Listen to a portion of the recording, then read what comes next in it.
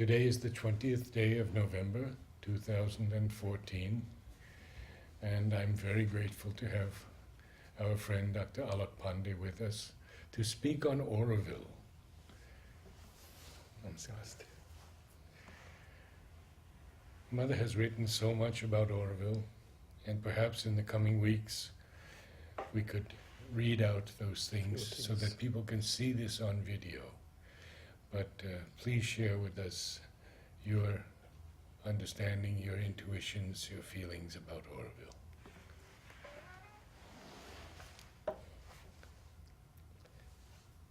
There is a tendency to, quite natural to the human mind to fix things in time and space.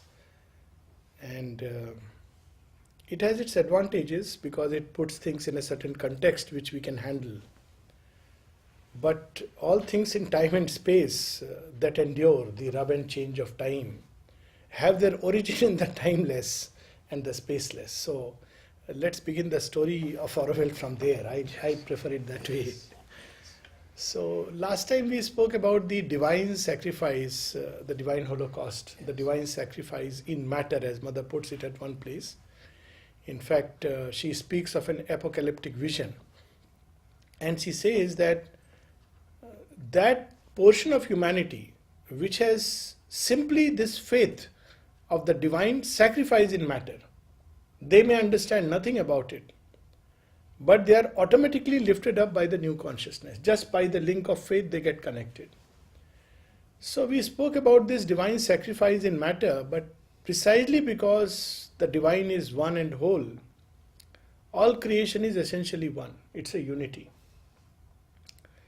So along with each particle having its own destiny and growing towards its own fulfillment, there is equally a collective destiny that pursues this conglomerate, and that's what we see all the time happening in creation right from the very beginning.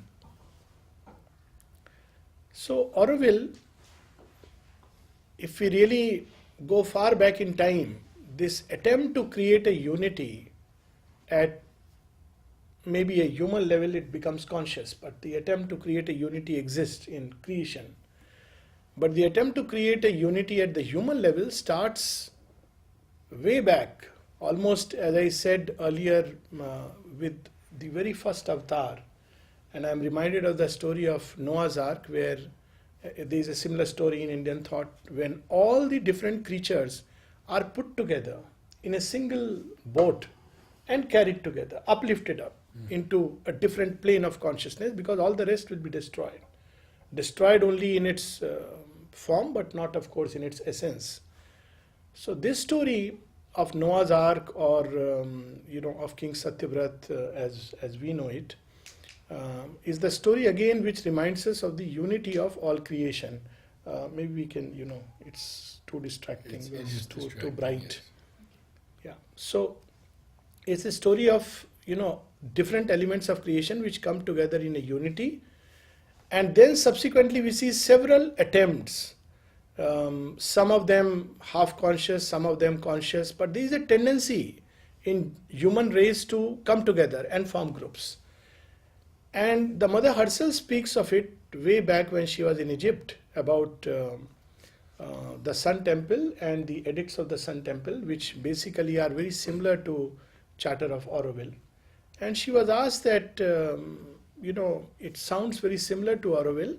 So is it true? It was some kind of a presage or a precursor? She says yes. So then she was asked, so why was it given? Because Auroville never realized itself at that point of time, anything like Auroville. And then she says to preserve the idea in the mind of the race. So the seed has been sown way, way back. In fact, with creation, the seed of Auroville has been sown. But mankind has to become ready. There's still very barbaric instincts, and these instincts come in the way of, quarreling and all these things. And we know how when Auroville started, these instincts came up.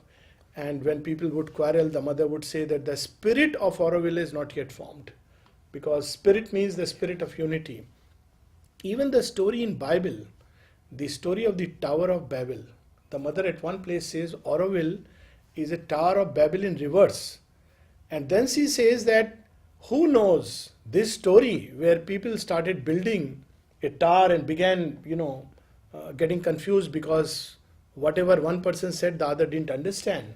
She said, who knows, this was a similar attempt, but it never succeeded because, the human differences and egos came and clashed with each other, and that's what the confusion of speech. Sri Aurobindo in Savitri Yes. has the line, a Babel of the voices of the world. Yes. The world.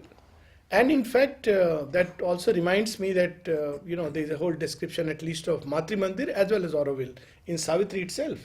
The whole house of the spirit and the new creation. Yes. Then in Sikh religion, there has been a concept of a city where there is no sorrow, Begumpura. And Shelley has dreamed of such things, a city of gold, a city of delight. So this truth about a place where human beings can live with a spirit of unity has been there. So when people say that Auroville was conceived in 1965, we are probably limiting it too much to space and time. But only thing we can say is that the mother openly declared, at least in the documents, recorded documents, to Satprem when she starts asking him, have you heard of Auroville? And then she reveals. But then what she reveals is something amazing. She says that this idea of Auroville came to her as a child. But she didn't obviously use the word Auroville. And she says she had created a whole formation. It's a very interesting story. That there was a whole formation in the occult world she had created. But when she came to India, she left it in Paris. What about the creation when she came to Sri Aurobindo and said, I have the word? Yes. And he asked her to dissolve it. Yes. That was, of course, the overmind creation. It was not yet the word of the new creation. Right. So he didn't want that, because with that she could recreate the same world with the same combinations, but in a much better way. So that's a very interesting, issue that you have just touched upon. That we often feel as human beings that, well, there is nothing basically wrong in the world, but things are not in place and there is a disorder, and if only human beings and everybody else could be just noble and wonderful, the world would be a much better place. In other words, we have the same elements, but we are reshuffling them. And when we reshuffle them, we can create a much better, world. What in India is known as the Sattvic society, and such efforts have also been there. The Theosophical Society. Yeah, Theosophical Society. We had, in ancient times, the whole idea of Ram Rajya. The same elements are there. Nothing new has been added. But we have a much more organized and a beautiful humanity. But Sri Aurobindo did not want that. So he wanted a new element. Now the beauty is, this new element changes everything. And I'm reminded, of this new consciousness, how it changes. I have a very simple example of it. Like we spoke about the divine sacrifice. So, divine sacrifices himself, interestingly, without losing all of himself. So, the example is of a, person who is a PhD, maybe a Nobel laureate. So, when he has to teach his child ABCD in kindergarten level, so for him, it's a big come down, many stairs. And he does it out of love. And he does it so that the child can ascend and reach that point and even surpass him. So, this is a similar thing like a divine sacrifice. And this birth of new consciousness, which changes everything we see in everyday life when a child comes in home.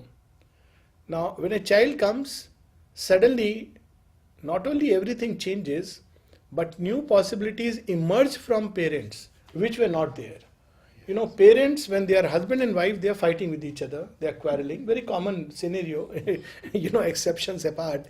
And suddenly the child comes and they learn patience, they learn selfless love, they learn unconditional giving, and all the things which were there inside. But the coming of the child does nothing. He simply is. He is in delight. But he brings it out. So I look at new consciousness very often like that its very presence begins to remold us, because it puts a silent occult pressure from within for us to change.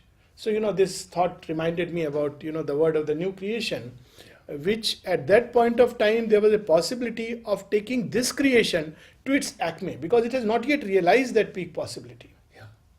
But the problem with that was that it would still have been subject to something or the other, like a kind of, there was a possibility on the fringe of falsehood, error coming in and destroying everything. Sri Aurobindo says you'll become famous. Yeah, You'll become world religion, you will worshipped. fame, you will create. Yeah. So I think the highest possibilities of the old creation, the seer and the sage and the yogin, Sri Aurobindo saw as the seed and a possibility of something yet greater. And the highest possibility of that was a spiritualized society, a cult, a sect, a religion, and we know that it has failed. Let's accept it squarely that it has failed. Many of them were well intentioned, perhaps most of them, but because unless the human being changes, it doesn't help, it doesn't work out.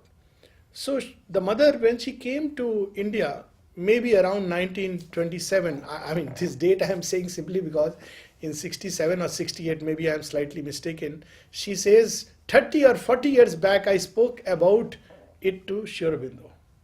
So that means Auroville was conceived way back. Very soon we'll have a centenary of the original conception. So she spoke about it to Sri Aurobindo, and Sri Aurobindo told her something very interesting, that yes, it is the one chance for humanity. Right then and there, he foresaw it. But then at that point she had made, since Sri Aurobindo okayed it, she had a plan of Auroville in a certain way on a hill and a river, and she says on top of the hill there will be a room for Sri Aurobindo. Yes, I remember. And then on the slopes there will be 4 petals and then 12 petals. And then there will be a township, and then there will be a wall, and there would be gates. And when the visitors come, one thing she wanted, that they will leave their money bags outside. I think many would have turned away. And they would be given ticket for everything, and when they come back, they can pick up the money. So money not only is not the Lord, it's just out. She wanted to keep money out of Auroville. And of course she wanted to keep politics also out of Auroville, and there is something very interesting and humorous about it. But nevertheless, she had this plan, and this plan was almost on the verge of fruition. Because in Hyderabad, Sir Akbar Hydari had found the place. It is a hill. I am forgetting what is there now, but this land is with probably Anand Reddy would be better able to say about that land. Okay. But it is there, and that hill and the river, the stream passing by, everything was there, and mother had approved of it. But what happened was that they said, because that time Hyderabad was very strongly, it didn't want to merge with India. The whole story with Sardar Patel and all this. But it didn't want to merge with India. So he said the only problem is they want that the goods should remain there and not go out. So the mother didn't accept it. She said, no, that's not acceptable. Auroville can't be a closed something. And there we see Auroville as an extension of the idea of ashram, where ashram is primarily where people come for individual sadhana. Ashram in the earlier days was very, everybody was as if in a cocoon, and she would say that I would wrap my cocoon and everybody would be doing individual sadhana. But 58, for the first time, she declares that now that is gone, and ashram is not confined to the geographical boundaries, but wherever there are those who have declared themselves as disciples of Sri Aurobindo and turned to his teaching, becomes an ashram house. So ashram became a very different kind of collectivity for the first time. And that's the time when people felt that there is a degeneration in the ashram atmosphere, and mother had to tell them, no, overall there is an uplift, but individually yes, because now everybody has to share the treasures with everybody. So it's no more like, your own progress, your own individual growth. So that's just a little bit of historical aspect of the collective sadhana. But then, because Sri Aurobindo had to withdraw from the physical, so she says that plan went away. Then the plan once again comes back in a very interesting conversation. When Huta tells mother, I want to make she was talking about lake, and see how much futuristic mother has been. And we get stuck in a, warped moment of time. The mother at that point of time, so this conversation must have been either in 60, early 60, Yeah, perhaps, no, this 65 I know, but with Huta. I think So, early 60s. Early 60, because Huta has finally come around 58 or something, where she sees that in the lake she wanted to make a film studio. And she had even given a name for that film studio. And she had given a message at the service of beauty and truth. Maybe truth and beauty. So all these plans were there, and from that, Huta came out that, mother, I would make a house. I want that there should be a house for you. And that's how it started. And I would be also there. So, mother speaks of that. And when she talked to Huta about this plan that she had about, that hillock and Sri Aurobindo's room. So she shared with her, she says, all those memories of that forming an ideal collectivity came back. But I did not use the word Auroville. She did not use that word Auroville with Huta. But she spoke of an ideal collectivity or like a township near the lake where she would be having a place and Huta would be as a keeper. And she said Yes. that I would keep only allow the servants of truth to come in and nobody else. So mother has a laugh. So then it went away.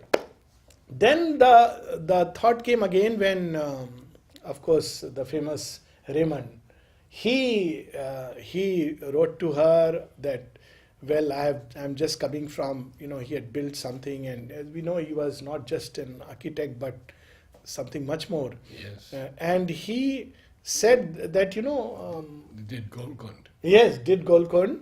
And he said, I would very much, I dream of wanting to make a city or something like that. And the mother says, well, I have a city if you are ready. And then she says that he went to Paris, and that formation which mother had left there as a child, that formation took hold of him. And he says that within a year, he says, I am as if possessed, and everything is coming to me because it was mother's own creation. So now we see how childhood dreams of the mother. And what are these dreams? Dreams of the divine. What mother has brought with her on earth, even her dreams, are dreams of the Lord which she has come to manifest. So now the time came, and then there was the spot, and of course there is a whole legend about Auroville which I keep recounting, and I love this legend because maybe in India we love legends. So there has to be a legend with every place. So I love the Irumbai legend, connected with Auroville. You must have heard about it. So it's the legend of a famous, well-known sage in that area. And naturally the sages and seers go beyond the normal frames of our social convention.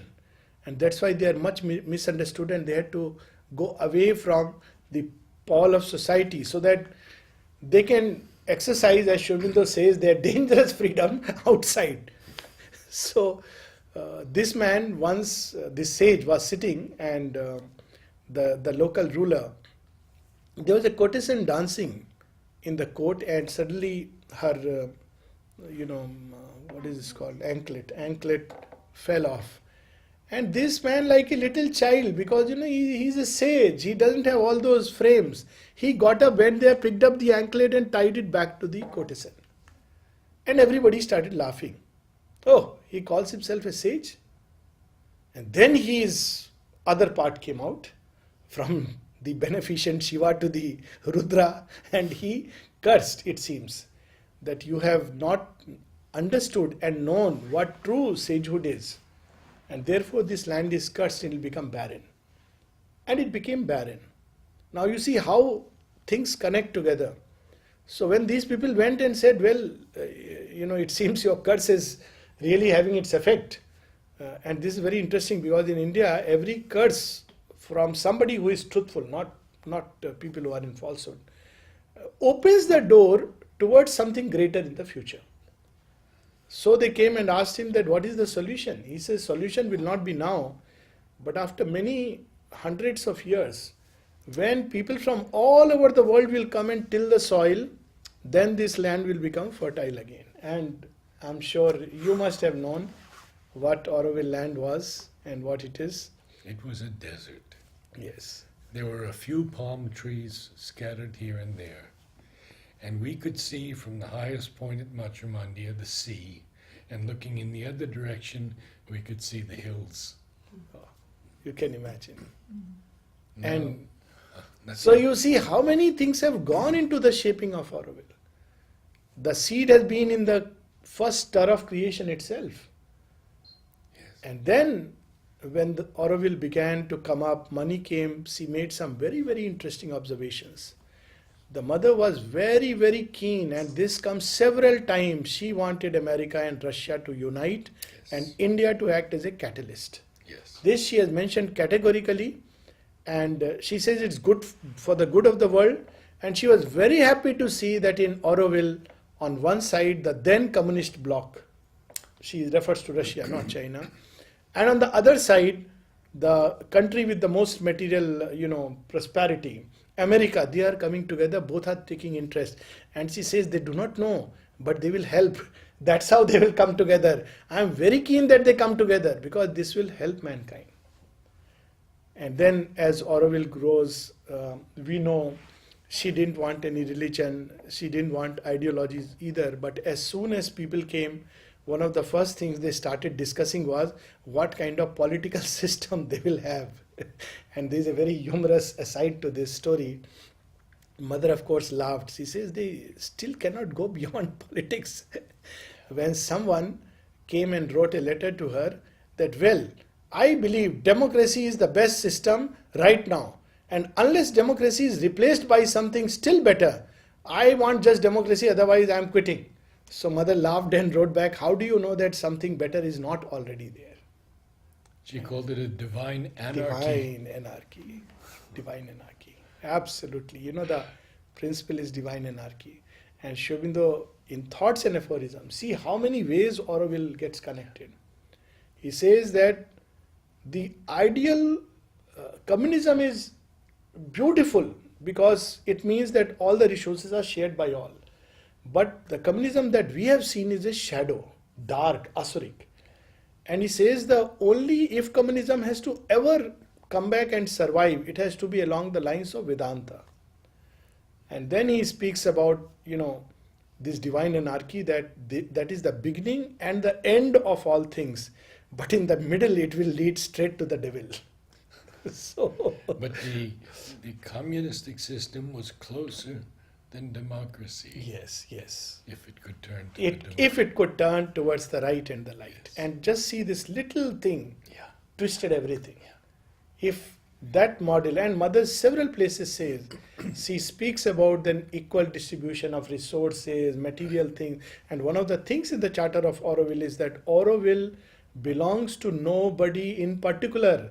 It belongs to the humanity as a whole. So, she makes, it's nothing else but the upliftment of the, communist ideal. But she also uplifts the democratic ideal. She says everyone is essentially free to choose and progress. It's a place of endless education.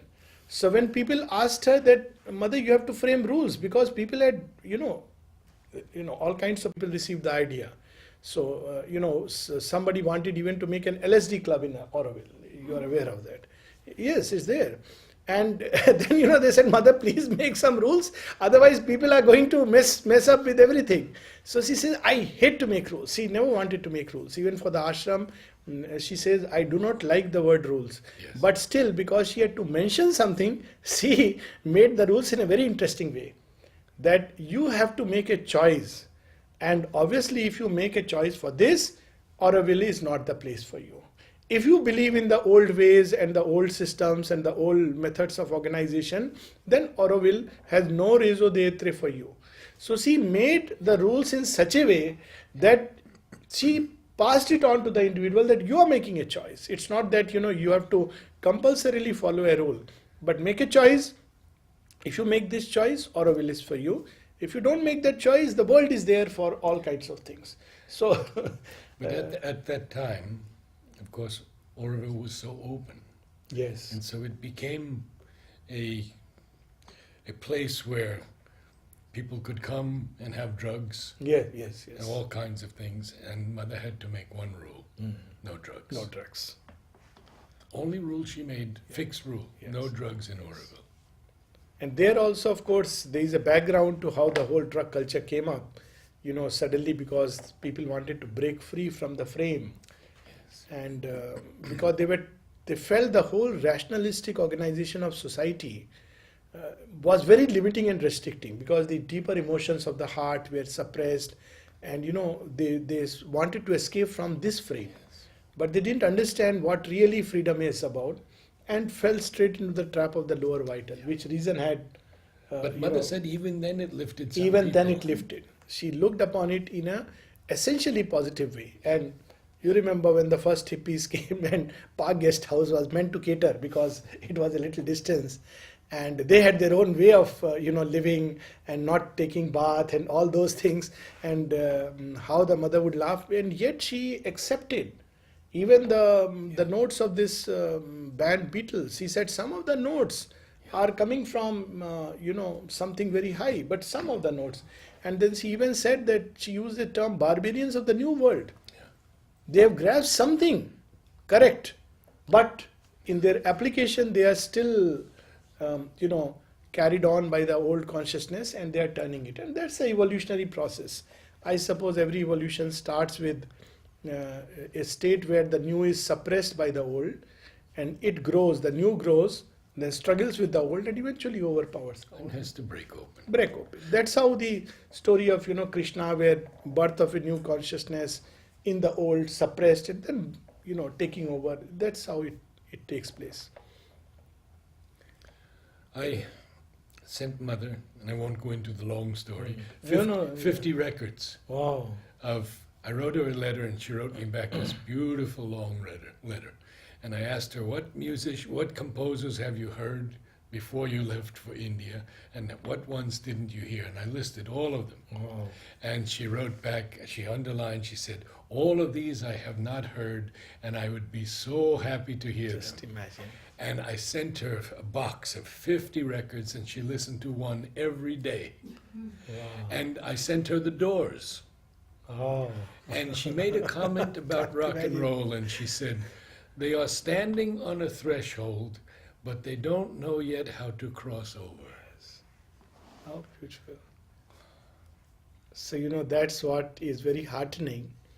And at another level, it makes you also at times sad that people don't understand how wide visioned and progressive the mother was. I mean, to imagine a cinema in an ashram in those days is inconceivable. And what movies?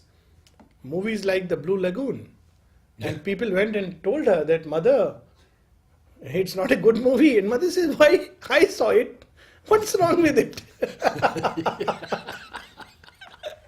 So, her vision, which breaks free from all possible limited frames. And yet she had to create few frames because human beings are not ready for the freedom. Much like, Moses on Mount Sinai had to come back with those 10 commandments because, human beings are not free. And here she had the vision of the whole. It was not just a partial vision of a truth. Then something very interesting also mother mentions. And she says, well, the formation of Auroville came, it was like a force, it's acting and it's coming up. But the reason for Auroville, a divine reason, if you may use the word, because obviously it's not a human reason, she says it came later.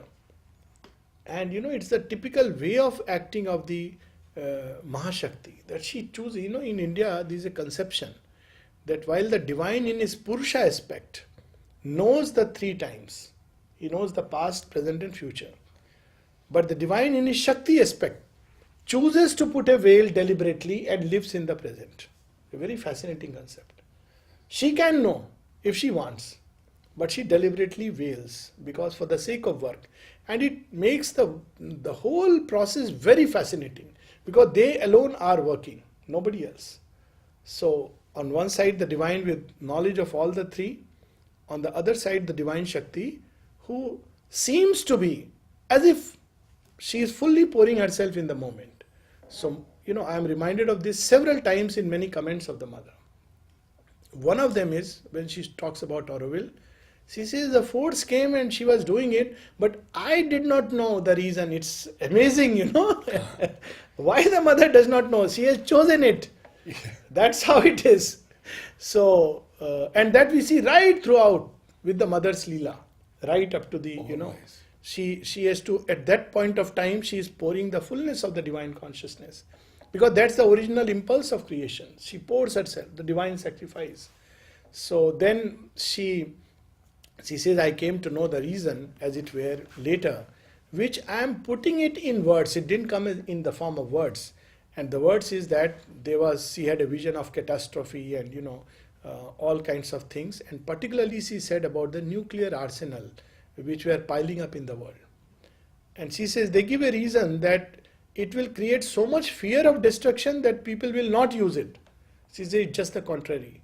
The very fact that these things are present, it will somewhere or the other make some people get into their heads to use it. She was forcing ISIS and all these people because they are very close to such things.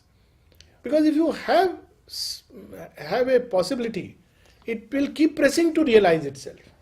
And then she saw the possibility of a catastrophe, of even a possibility of a devastating war which will demolish the whole civilization. And then this came in this form, which she put it in thoughts. That's why you have created Auroville. It is the one chance for the world and humanity.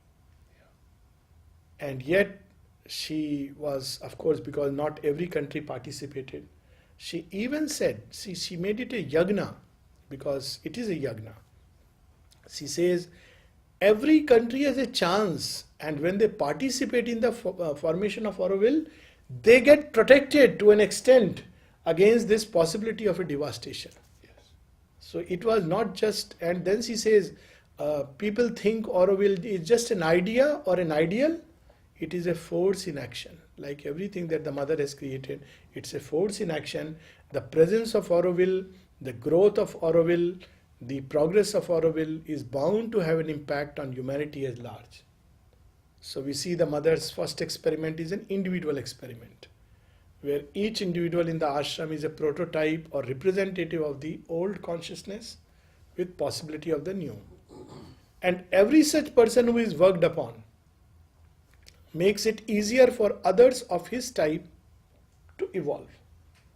And in Auroville we see now that it's the first grand experiment in terms of collective evolution for the human race. And I guess that's why when we look at the little bit at the goals of Auroville and Ashram, they have come out from the same, and they have essentially ultimately the same goal, the new creation.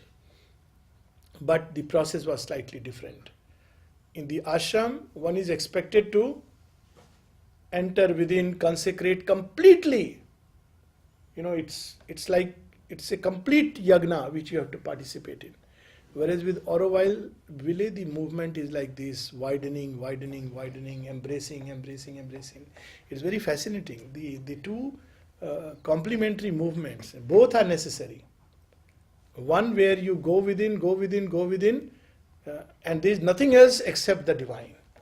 And with that you come back with the process of transformation within, which will have an impact upon the world. You don't have to do anything. It's enough for you to be dedicated to this yoga and you will have an impact upon the world. With Auroville it's different.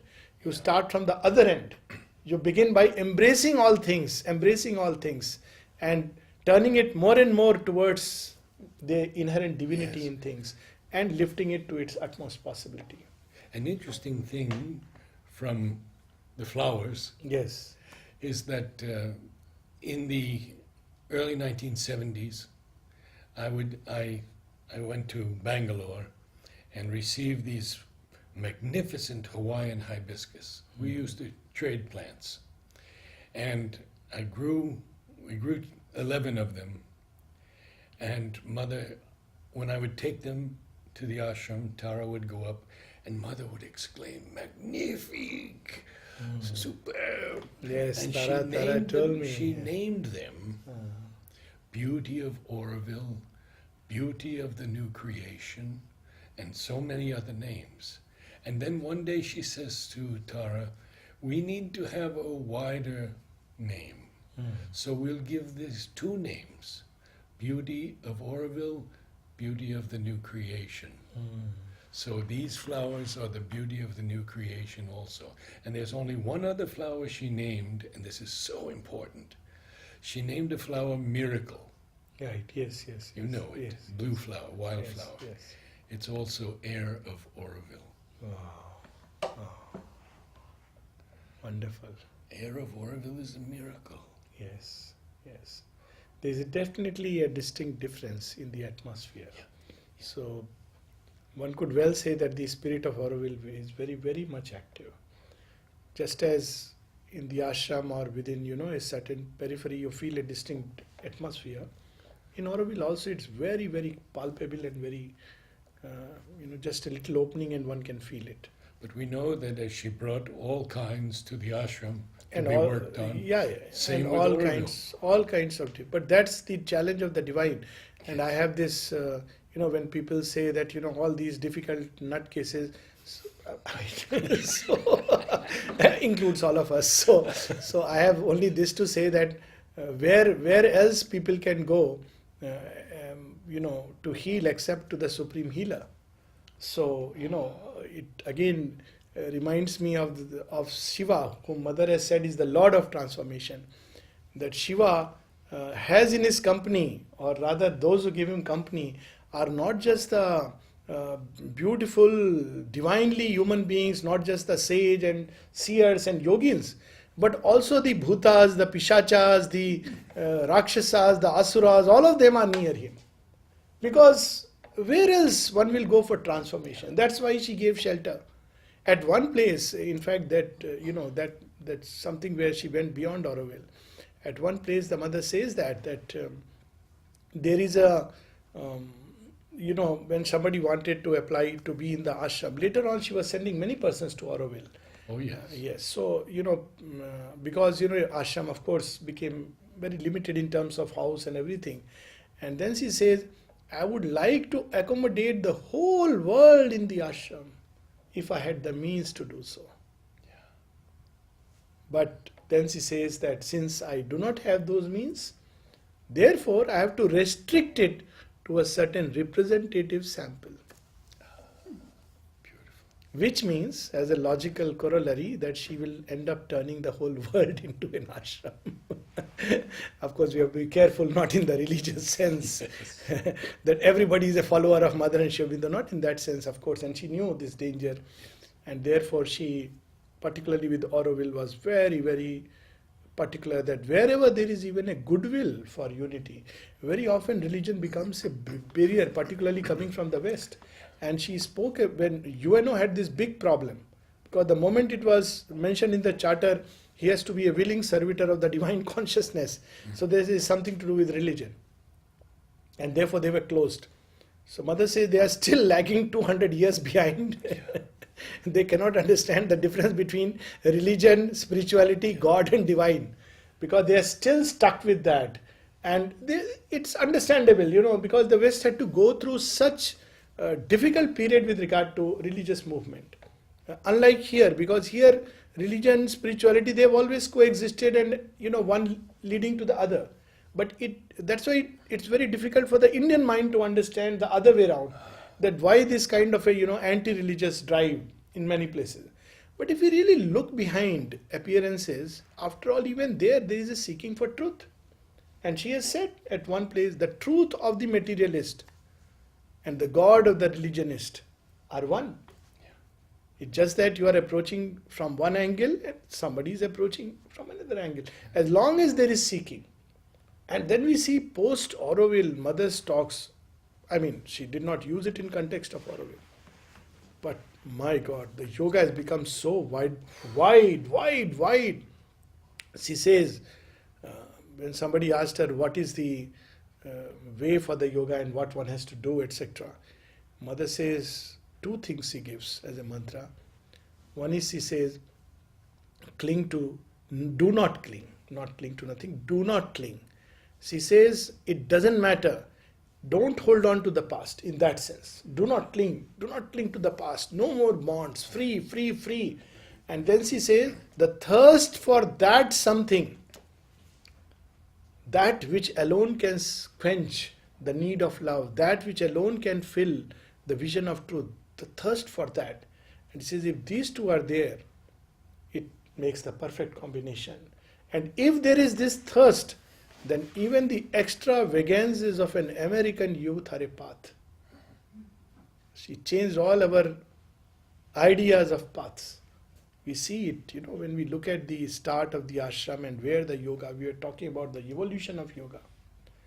There is another beautiful vision where she says that all the great paths, their founders, they came and started showing her what their path is like. And she says, I saw each of them, it was like a little window, as you see it from a window, a small little something. And she says, okay, it's all right. But she says, it's not something extraordinary. It's there, so many paths. Then she sees that there is a man sitting under a tree, tall tree, and could not be seen. He's sitting in a purple robe. And he tells the mother, come, please try my dish also. So she goes and takes a little bit of it and says, this is delicious. What is your path? And he says, I have no path. Yes.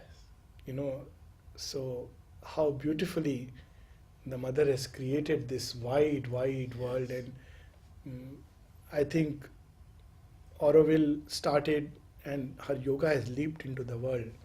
And many events happening in the world subsequently. Many times, I believe, world has been on the threshold of a great war, threshold of use of nuclear weapons. Cold War, the ghost of the Cold War is not yet over. So it still lingers, the recent G20 summit. But at the same time, the urge of humanity to come together, form groupings, nations are coming together and attempting to look within. As I said, in the recent United Nations conference, the Indian Prime Minister said, we need to look inside whether we have really fulfilled the purpose for which the United Nations exist. It reminded me of what Mother said, that they are so many 200 years behind, steeped in falsehood. But yet, hypocrisy and pretension, the Mother says at one place, are the first stirrings of and of truth. At least human beings pay lip service. Of course, those who are satisfied with that, it's just too bad. But then this is how it starts, and I feel the spirit of Auroville is now spreading more and more far and wide. Perhaps we could conclude today's talk with the Matrimandir and the center of Auroville. Yes. Yes, because without it, creation doesn't exist. Without it, unity doesn't exist. So this has been one of the nuttiest of questions, that what is it around which humanity can gather itself? And once again we go back to our everyday life, that if we can have the sense of a common parentage around the mother and the mother's love. At one place she also spoke of that in context of Auroville, that Sri Aurobindo mentioned that among the great powers, one of them which was yet to incarnate was love. And he said that until there is truth and unity, love cannot fully manifest, because otherwise it's a great power and it blow off. And Mother spoke of that just before Auroville in the Yoga of the World, where she, that big pulsation of love. So in Auroville also, because it's only around that consciousness that humanity can unite. And obviously that consciousness is a principle that exists in creation. That's how the Mother put it. Because people have a tendency to deify the body and forget the spirit. So they make a church for Christ, they make a temple for Krishna and forget that consciousness which Christ and Krishna, represent. Yes. So in Auroville, she wanted a center where where this principle, the principle of the mother, that's how she uses the Yes, word, yes. the true mother, the principle of the mother could manifest and express itself. And that's why she created Matri Mandir, which would serve as the place to put lines in Savitri. It was this fiery point that called her now. Her coming they had asked for earth and men. This was the fiery point that called her now. And we see that in Book 3, Canto 1, where Shobindo actually describes, not Canto 1, Canto 3, where he actually ends up describing the Matri Mandir, The sanctuary. the Do you sanctuary. remember the lines? Yes, Please. little bit. Yeah, I have a few too, but not Hushed, soundless, oratory. oratory, that's right. Lay consecrated on an argent floor. So he speaks about the floor which is all white and pure. Yes. A single, untrembling ray Ray that lights up. So, descends from above, yes, descends from above. and something silent voice moves in prayer. Yes, and on that floor, Yeah. all that is there is, kneels down in prayer. It's a wordless prayer. Yes. So it's a very beautiful line. Actually, these lines, 10 lines, are basically It's the a description of the Machamandir description chamber. of the Matri Mandir itself. Yeah.